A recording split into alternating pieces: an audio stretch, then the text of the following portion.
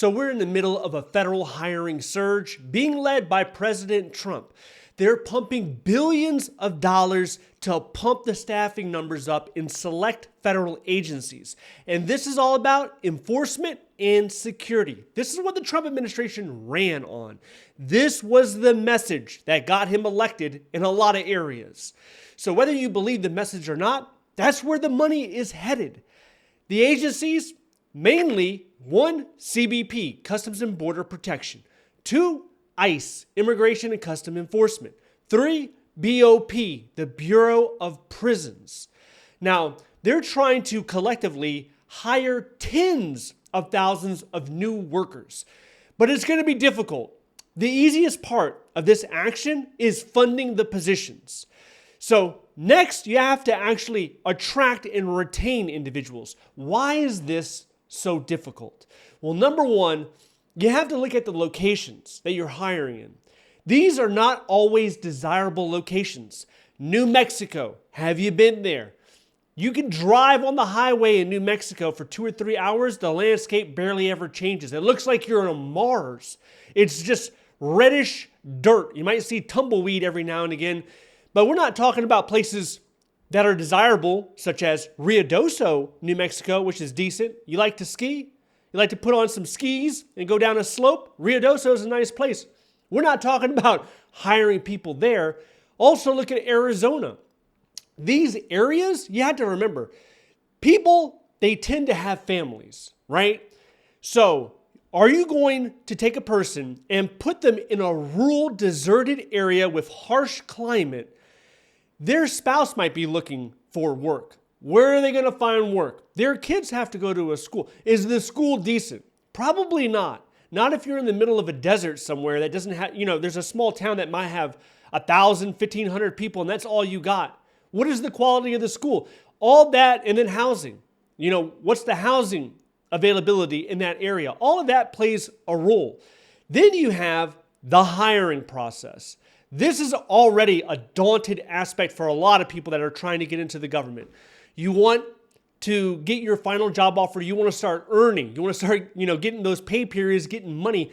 But there's so many obstacles in the way. And when you're talking about law enforcement officers, the time to hire, it goes out 6, 12 months. It can go out further than that. You're looking at Border Patrol. That could be a 2-year process for certain positions there. So it's difficult. Now, the Trump administration has come out and said they have an 80-day time to hire goal. Well, that's not going to be the case for law enforcement positions. There's just no way. And then you have the attrition risk. So you get somebody in the slot, you spend the money, the energy, and the time in order to get them trained up, and they turn around and leave shortly after. Because not everybody is cut out, or not everybody wants to have a hazardous, a grueling, a rigorous type of job where they're always in danger and the stress level is high. And that's a lot of these positions. If you work in law enforcement, the type of individuals that you interact with, it wears on you. I mean, some people are built for it and, good on them. But for a lot of others, it's a revolving door. People get into the position, people get out of the position. Now, to speak to how difficult this is, in President Trump's first term, he agreed something like $300 million in order to recruit more law enforcement officers, and it ended up not working out. At the most, it was 15 hires. So for $300 million, they were able to hire 15 additional individuals. So that kind of speaks to how difficult this will be. But if you're looking for positions like this, they're on usajobs.gov. There's over 100 positions.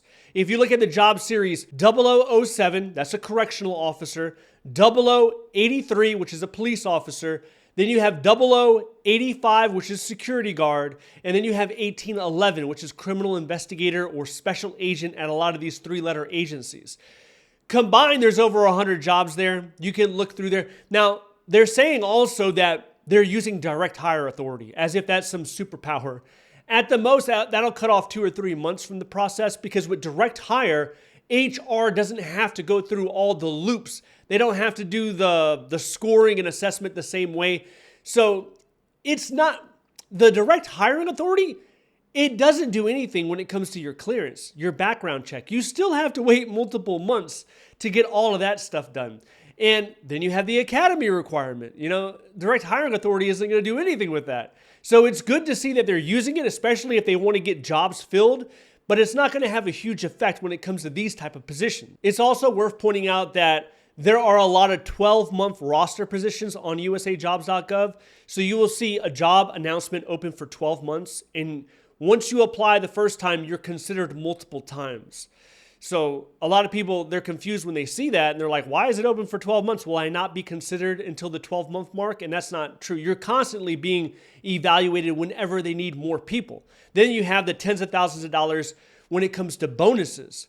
But there are stipulations to these bonuses. They're not going to give you the money as soon as you sign up. Usually you have to pass the academy or be there for a certain amount of time before you can unlock those bonuses. They could be like $10,000, $20,000 depending on the job that you're applying for, that you're trying to qualify for. Now, all of this is happening as we're witnessing what's happening in Washington, D.C. There's 500 federal agents there. There's the National Guard there.